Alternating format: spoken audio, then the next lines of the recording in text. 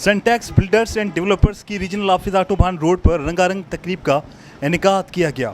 इफ्तिताही तकरीब में सेंटेक्स बिल्डर्स के CEO मेहमान खास जनाब सईद अख्तर, बोर्ड डायरेक्टर उम्मेर सईद, सुमेर सईद, शहबाज सईद, मुईज सईद ने खुसूसी शिरकत की। तकरीब में रियल एस्टेट से वाबस्ता सरमायाकारों, सेनेटेक्स बिल्डर्स एंड डेवलपर्स के कस्टमर्स और माहिदीन शहर, सहाफ़ियों समेत बड़ी तादाद में शहरियों ने शिरकत की।